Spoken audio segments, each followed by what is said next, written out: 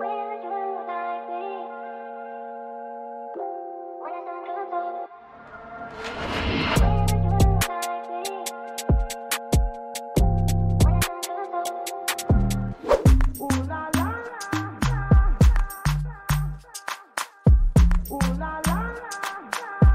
up tout le monde, bienvenue dans un nouveau vlog. On va commencer par une petite matinée skincare parce que j'en ai besoin. Alors je vous montre mes étapes pour ma skincare routine aujourd'hui. Je commence par nettoyer mon visage avec mon nettoyant Cetaphil pour peau mix à grasse. J'aime bien faire mousser comme ça légèrement avec une petite débarbouillette.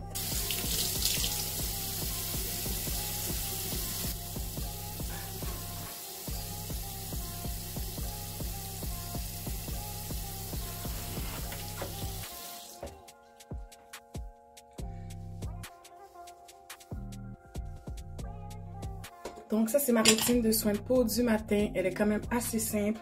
Je garde ça vraiment rapide le matin parce que j'ai pas vraiment beaucoup de temps devant moi.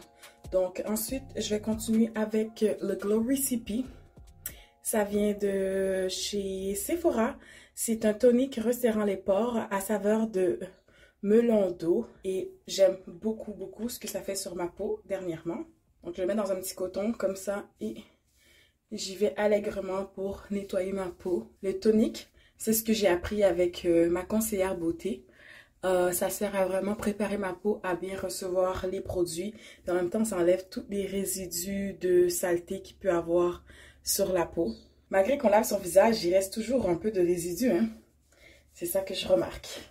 Et pour être honnête, hier soir, je suis sortie, donc je suis un peu poquée. Puis, j'ai pas nécessairement pris le temps de bien me démaquiller. Alors, on voit que j'ai dormi avec quelques saletés sur la peau. Hi là là. Ouais, c'est un petit peu dégueu tout ça. Fait qu'ensuite, je vais poursuivre avec le deuxième produit qui sont des gouttelettes de rosée Glow Recipe Watermelon Glow. Encore une fois, de chez Sephora. C'était mon cadeau d'anniversaire. Donc, je vais m'appliquer comme ça deux petites pompes dans la main. Je vais les ramener sur le bout des doigts et je vais estomper ça un peu partout sur mon visage. Et je fais bien attention de descendre ça dans le cou. Ensuite, je poursuis avec ma crème de contour des yeux. C'est la crème Origine Ginseng. C'est une crème qui est rafraîchissante pour les yeux, pour éclaircir et dégonfler le contour des yeux. Donc, parfait pour les lendemains de veille. Non, je ne suis pas vraiment sortie en lendemain de veille. Je suis juste allée prendre un petit verre hier soir et j'ai pas bu d'alcool. J'ai pris une petite limonade, mocktail sans alcool. C'est juste que c'est la fatigue de la première semaine de retour au travail qui m'accapare en ce moment.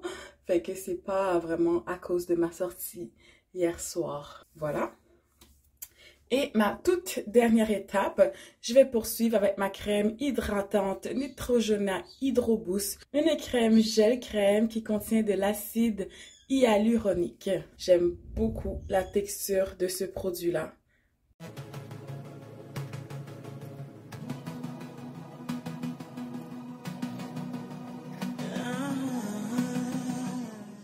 La dernière étape, c'est que j'aime bien prendre soin de mes lèvres. Ici, j'ai le masque aussi qui provient de chez Sephora, le Laneige masque de nuit pour les lèvres aux fruits rouges. Moi, je me passe ça seulement la nuit, j'utilise ça toute la journée comme hydratant pour mes lèvres et j'adore le rendu sur mes lèvres. J'aime bien l'appliquer avec un pinceau comme ça, je trouve que ça fait comme zuzu. Donc, voici ma cuisine bordélique. Je vais ramasser tout ça en 1, 2, 3 mouvements. Je dois également prendre le temps de vider le lave-vaisselle et de le remplir à nouveau. Oui, j'ai une petite douleur qui m'est apparue dans la jambe droite. Alors, c'est pour ça que j'ai bandé ma jambe pour essayer d'éviter que la douleur m'incommode. Et dans le fond, c'est ça. Moi, comment je procède? Je nettoie vraiment tout l'étage du haut. Les enfants vont s'occuper de nettoyer l'étage du bas. Et c'est demain. Je vais faire la salle de bain du haut. Comme ça, ça va être terminé pour le ménage. J'espère que ça va vous motiver. Si c'est la première fois que tu arrives sur ma chaîne, je te souhaite la bienvenue. N'hésite pas à te présenter en commentaire, à me laisser savoir d'où est-ce que tu me regardes. Ça m'intéresse de savoir de quel pays. Dernièrement, je regardais mes statistiques. J'ai vu qu'on a atteint les 600 abonnés. Donc 600 fois, merci à vous tous. Et j'aspire à ce que ma chaîne continue à grandir. Alors, je vous invite à vous abonner, à activer la petite cloche de notification pour être sûr que ce n'est pas aucune de mes prochaines vidéos. Il va juste me rester à faire l'aspirateur ainsi que la mop. Je vais en profiter pour passer l'aspirateur dans ma chambre à coucher également que dans la salle de bain. Là, je vais procéder à tremper les guenilles. Pour moi, j'aime vraiment ça quand mes guenilles de cuisine sont vraiment très propres. Alors, je vais les mettre dans l'eau de javel pendant quelques jours, là, peut-être 2-3 jours jusqu'à ce qu'elles redeviennent blanches. J'espère que vous n'allez pas nous trouver trop bizarre, mais chez nous, c'est comme ça qu'on fonctionne. On garde les mêmes verres tout au long de la journée parce que sinon, ça fait trop de verres à laver et à relaver. Et ça me dérange de toujours être en train de laver des verres. Et des fois, on va en manquer aussi.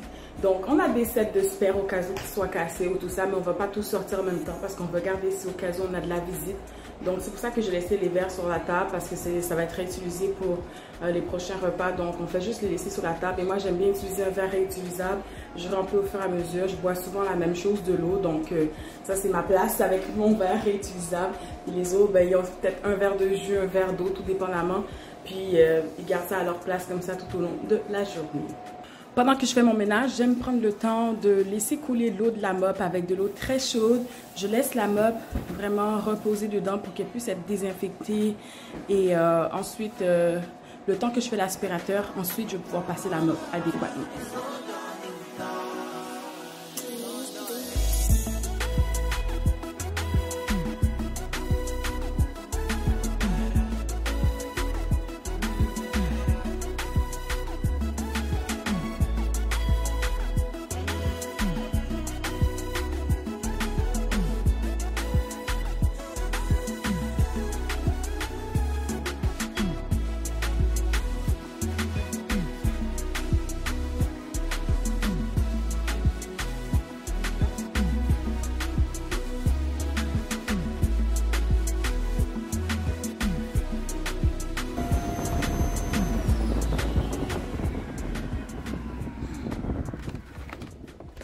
Vous remarquerez que je ne sortirai pas la poubelle ni le recyclage parce que chaque personne a sa tâche dans la maison. C'est pas moi qui s'en occupe, c'est les enfants qui vont s'en occuper. Et personnellement, là je fais du ménage, je filme cette motivation ménage, mais tout le monde est assis sur son cul, fait que c'est pas très motivant. Mais ce qui me motive, c'est de filmer la motivation ménage. Alors, il me reste encore quelques coups de mop à donner. Et une fois que j'ai fini de faire ça, ben, ça va être à mon tour d'aller relaxer. J'ai officiellement terminé mon ménage. Je suis trop contente.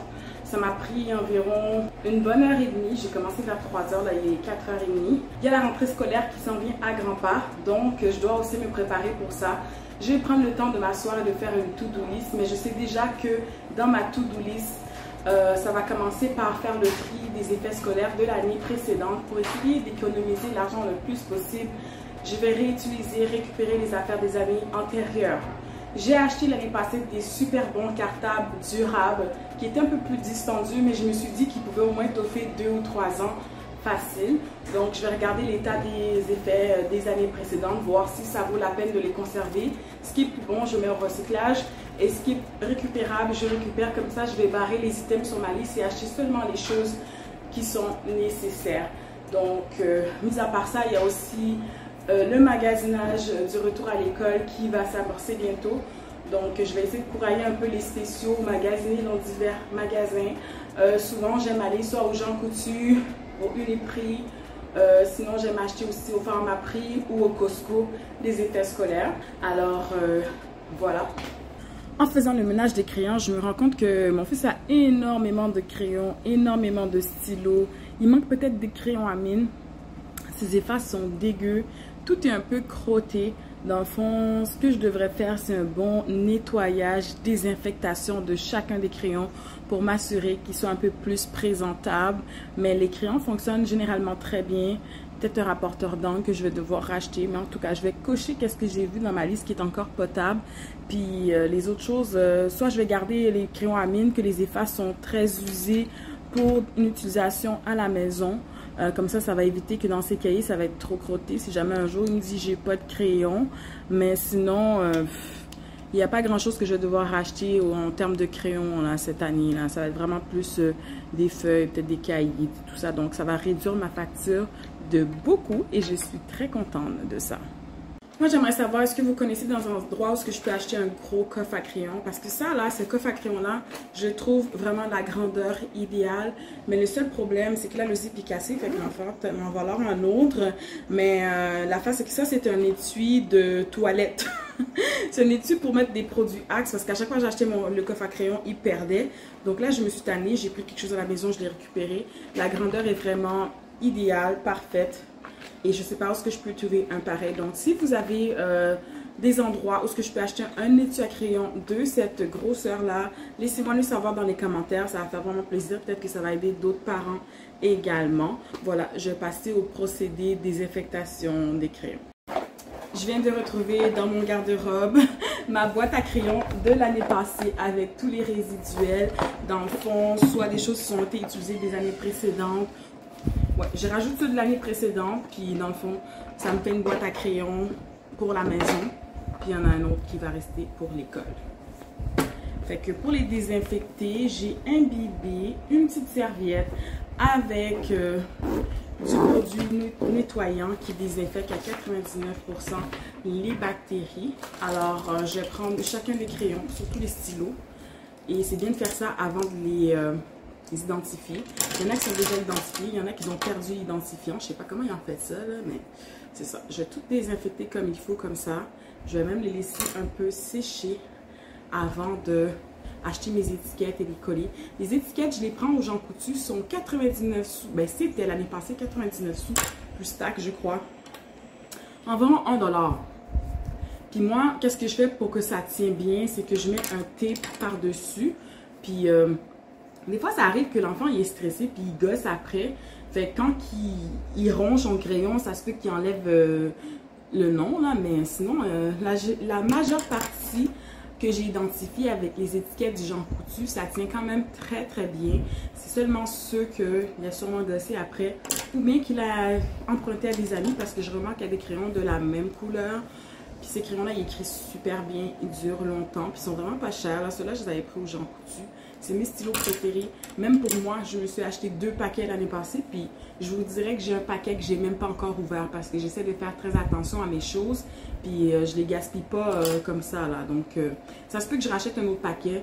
Juste pour dire comme ok, peut-être ceux-là, je vais même les mettre de côté. Si j'en trouve, je vais garder ceux-là pour la maison. Puis je vais acheter un nouveau paquet pour l'année scolaire.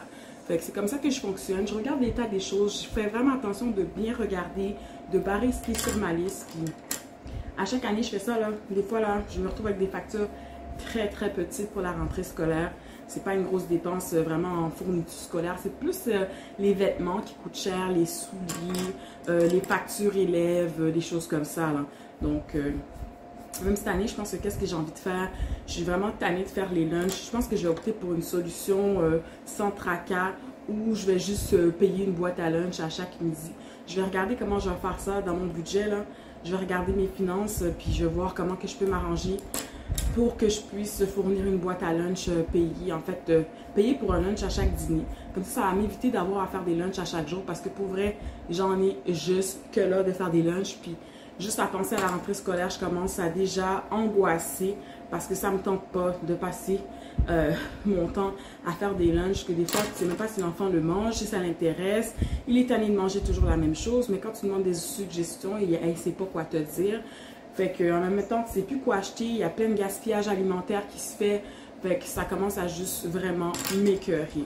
Fait que moi, je déteste le gaspillage alimentaire. Fait que je vais essayer de trouver une solution pour éviter ça. Puis d'après moi, ça va être de payer des boîtes à lunch à chaque dîner. Puis ça va être ça. Ouais. S'il y a une chose avec moi, c'est que j'aime quand les crayons sont bien organisés. Fait que je les organise par catégorie avec des petits élastiques. Comme ça, quand l'enfant il veut prendre son crayon dans son coffre à crayon, c'est beaucoup plus facile. Puis il peut garder ses choses un peu organisées. Fait que là, j'ai les crayons de bois, j'ai les stylos qui sont tout ensemble. Puis avant la rentrée scolaire, ce que je fais, c'est que je les aiguise aussi. Comme ça, ben c'est déjà prêt, là. Je vois que mon fils, il y a 2 aiguisoirs. Il y en a un que je vais garder à la maison, puis l'autre, ça va être dans ce coffre à crayon. Puis dans le fond, c'est ça, là, comme ça au moins il y a, si jamais il a oublié son aiguisoir à la maison, puis il n'y a plus de crayon, puis il n'y a plus d'aiguisoir à... il a oublié ses choses à l'école, en fait au moins il y a un aiguisoir et quelques crayons à la maison pour dépanner également. C'est du travail, ça paraît peut-être pas, là. Prendre 20-30 minutes par-ci pour faire ça, puis imagine ceux qui ont plusieurs enfants, ça peut prendre du temps, là. Puis des fois, l'enfant, il peut s'impliquer, mais je vous dirais que rendu à l'adolescence, des fois, je trouve qu'il s'implique pas trop. Là, il faudrait que je demande pour qu'il s'implique. Donc, quand ils sont plus jeunes, des fois, ils ont envie d'aider, puis tout ça. Donc, ça peut être un peu d'ouvrage, mais le truc, c'est de s'y prendre à l'avance, pas attendre la veille de la rentrée scolaire pour tout faire. Ça m'est déjà arrivé, là, qu'à un moment donné, j'ai attendu la veille de la rentrée pour tout désinfecter les crayons. Ben, pas désinfecter, mais c'est plus étiqueter les crayons. C'était un cauchemar, une catastrophe. Fait que je ne vous conseille pas du tout de faire ça. Prenez-vous donc d'avance. Je suis un petit peu fatiguée. Il est déjà 5h10. Voilà que j'aille commencer à amorcer le souper. D'ailleurs, je vais me faire une petite chlorophylle pour me remonter parce que je me sens vraiment épuisée. Stay tuned pour la suite. Il va y avoir d'autres vidéos sur le back to school. Je vais faire une vidéo sur back to school shopping. Donc, le retour à l'école. Ça s'en vient bientôt. Donc, on se prépare. Merci d'avoir regardé ma vidéo. J'espère qu'elle t'a plu. Surtout qu'elle te sera utile. On se retrouve dans une prochaine épisode de Gin Gin Good Vibes. Bye!